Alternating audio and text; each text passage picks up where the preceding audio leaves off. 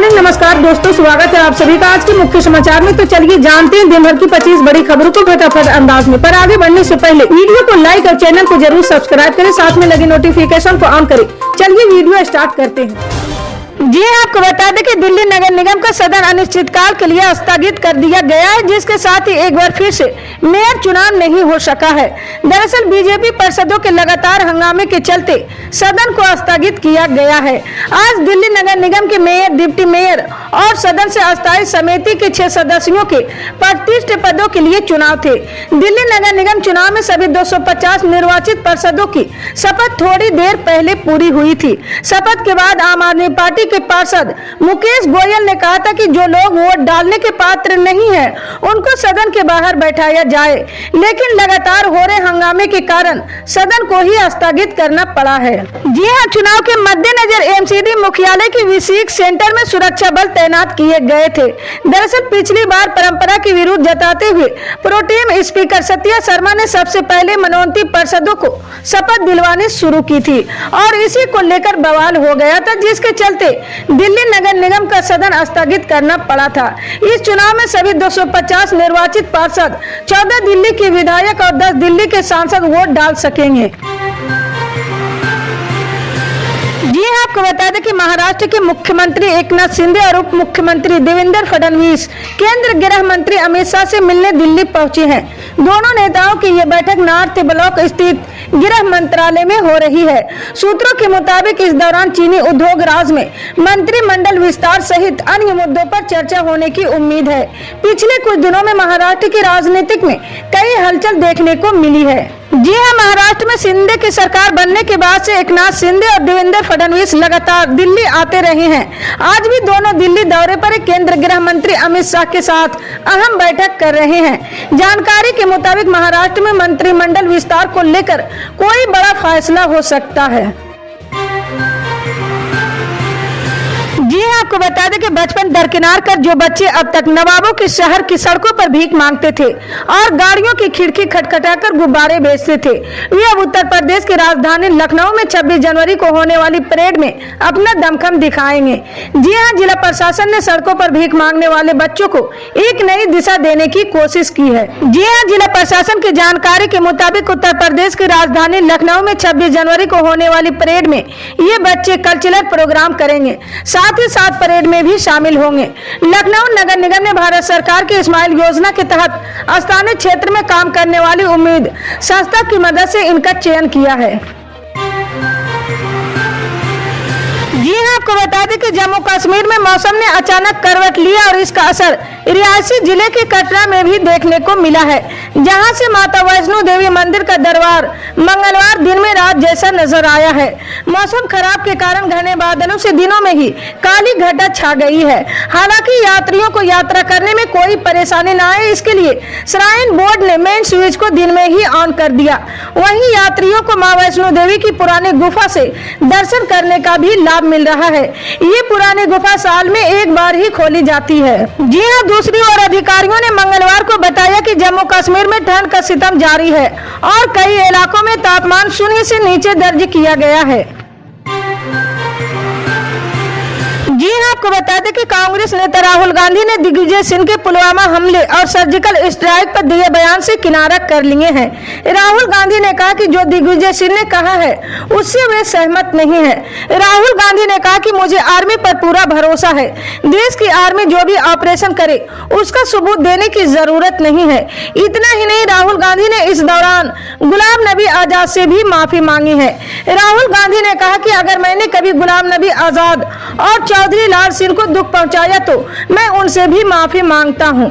जी हां, गुलाम नबी आजाद को भारत जोड़ो यात्रा का न्योता न दिए जाने को लेकर सवाल किया गया तो राहुल गांधी ने कहा कि गुलाम नबी आजाद की पार्टी के ज्यादातर लोग तो हमारे साथ बैठे थे, 90% लोग तो कांग्रेस में शामिल हो गए हैं, बस उस तरफ सिर्फ गुलाम नबी आजाद रह गए हैं। मैं गुलाम नबी आजाद का सम्मान करता हूँ। अगर मैंने उन्हें किसी तरह से कोई दुख पहुँचाया तो मैं उनसे माफी मांगता हूँ। दरअसल गुलाम नबी आजाद के कांग्रेस से इस्तीफा देकर अपनी पार्टी बनाई थी, लेकिन अब उनकी पार्टी के ज्यादातर नेता कांग्रेस में दोबारा शामिल हो गए हैं।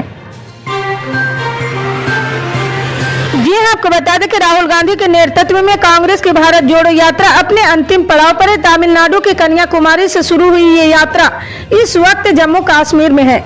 आज इस यात्रा का 130वां दिन है। भारत जोड़ो यात्रा 30 जनवरी को श्रीनगर में शेर कश्मीर मैदान में संपन्न होगी। भारत जोड़ो यात्रा 130वें दिन राहुल गांधी अगुवाई में सितने बाईपास नगरोटा से उधमपुर के लिए रवाना हुई है। भारत जोड़ो यात्रा में आज उर्मिला मातोंडकर शामिल हुई और उन्होंने राहुल गांधी के साथ मार्च किए हैं। जी हां, यात्रा में जुड़ने से पहले सुबह जम्मू से उर्मिला मातोंडकर ने एक वीडियो शेयर कर कहा कि उनके लिए ये यात्रा राजनीतिक से अधिक सामाजिक महत्व रखती है। सामाजिक मूल्यों पर चलने वाले इस कारवां में वे शामिल हो रही है। इस यात्रा में बहुत सारा प्यार, स्नेह, विश्वास और ये भारतीय का दिया सबके मन में इसी तरह जलता रहना चाहिए। जी हां, आपको बता दें कि मुख्यमंत्री हेमंत बिस्वा शर्मा ने सोमवार को कहा कि असम कैबिनेट ने नाबालिग लड़कियों से शादी करने वाले पुरुषों के खिलाफ सख्त कानून के तहत मामला दर्ज करने का फैसला किया। इसके तहत 2 साल से लेकर आजीवन कारावास की सजा का प्रावधान होगी। उन्होंने राष्ट्र परिवार स्वास्थ्य सर्वेक्षण 5 रिपोर्ट का हवाला देते हुए कहा कि असम में औसतन 31.8% लड़कियों की शादी निश्चित उम्र में होती है, 18 साल से कम उम्र में हो जाती और उनमें से 11.7% बालिग होने से पहले मां बन जाती है, जबकि उनका राष्ट्रीय औसतन क्रमश 23.3% और 6.8% है। जी हां, शादी के लिए पुरुषों की उम्र 21 साल और महिलाओं की उम्र 18 साल है। जी हां, आपको बता दें कि जमीन धंसने से प्रभावित जोशीमठ में अब तक 275 परिवारों को 925 सदस्यों को अस्थायी रूप से विस्थापित किया जा चुका है, जबकि 552 प्रभावितों को 371.27 लाख रुपए की धनराशि अंतिम सहायता के रूप में वितरित की जा चुकी है। अब जोशीमठ से एक और अहम जानकारी सामने आ रही है। दरारों के चलते जोशीमठ में बहने वाले नाले सूखने लगे हैं। जी हां, मरवाड़ी होटल से सिंधार होते हुए चुनार जाने वाला नाला भी कई जगह सूखने की स्थिति में है। सिंधार निवासी हरीश सती और जगदीश प्रसाद का कहना है कि यहां से बहने वाला नाला भी कई जगह से सूख गया है, जबकि इस नाले में बहुत पानी आता था। उन्होंने कहा कि कई जगह तो माले भी टूटने लगे हैं। जी हां, आपको बता दें कि देश की राजधानी दिल्ली और आसपास के इलाकों में एक बार फिर भूकंप के झटके महसूस किए गए हैं। ये झटके दिल्ली, नोएडा, ग्रेटर नोएडा, फरीदाबाद और गाजियाबाद में भी महसूस किए गए हैं। तेज झटकों से स्थानीय निवासियों में दहशत फैल गई। हालांकि अभी तक किसी तरह के नुकसान की खबर नहीं आई है। कई लोगों ने अपने घरों की दीवारों को हिलते हुए देखा है। भूकंप की तीव्रता 5.8 मापी गई। दिल्ली में पिछले कुछ महीनों में कई भूकंप आ चुके हैं। इसके साथ ही उत्तर प्रदेश सहित उत्तराखंड में भी कई जगह पर भूकंप के झटके महसूस किए गए हैं। जी हां, न्यूज एजेंसी ANI के अनुसार उत्तराखंड के चमोली जनपद के कुछ इलाकों में भी लोगों ने भूकंप के झटके महसूस किए हैं। हल्द्वानी के लोग भी भूकंप के झटके से सहम उठे हैं। जी हां, आपको बता दें कि नेताजी सुभाष चंद्र बोस की जयंती पर प्रधानमंत्री नरेंद्र मोदी ने देश भर से आए युवाओं के एक समूह के साथ बातचीत की है। ये केंद्र के अपने नेता को जाने कार्यक्रम का हिस्सा था। जी हां, PM मोदी की युवाओं के साथ ये बातचीत बेहद इंटरेस्टिंग रही है। युवाओं को हल्के फुल्के अंदाज में बेहद गंभीर बातों को PM मोदी ने बताया है। जी हां, PM मोदी ने बातचीत की शुरुआत में युवाओं से पूछा कि आपने नेताजी के जीवन पर गहराई से अध्ययन किया होगा। हालांकि आजकल लोग गहराई से कम और गूगल से ज्यादा अध्ययन करते हैं।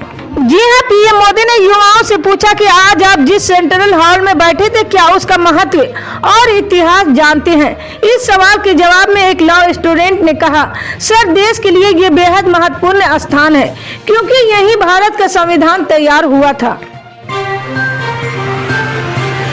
जी हां, आपको बता दें कि जम्मू कश्मीर में कड़ाके की ठंड, बारिश और बर्फबारी से आम जनजीवन प्रभावित है। लोगों को जहां घरों से निकलना मुश्किल हो रहा, वहीं पर्यटक इसका लुत्फ उठाने के लिए पहाड़ी क्षेत्रों पर खूब जा रहे हैं। लेकिन अब जम्मू कश्मीर के न्यूनतम तापमान में गिरावट दर्ज की गई है। मौसम विभाग ने भी मंगलवार शाम से व्यापक माध्यम बारिश और बर्फबारी की भविष्यवाणी की है। जी हां, उत्तर भारत में कई दिनों से ठंड से कुछ राहत मिली है, लेकिन मैदानी इलाकों में आज तेज हवा हवा का रुख देखा जा रहा है। जी हां, मौसम विभाग के अधिकारियों के मुताबिक 24 जनवरी की शाम से 25 जनवरी तक व्यापक माध्यम हिमपात और जम्मू कश्मीर के मध्य और ऊंचाई वाले इलाकों में माध्यम से भारी हिमपात होने की संभावना है। वहीं 26 और 28 जनवरी को आंशिक रूप से बादल छाए रहने और अलग अलग स्थानों पर हल्की बर्फबारी और बारिश होने की उम्मीद है। इसी तरह की पल पल के अपडेट जानने के लिए जुड़े रहे हमारे न्यूज इंडिया के साथ। मिलते हैं अगली बड़ी खबर में, तब तक के लिए जय हिंद।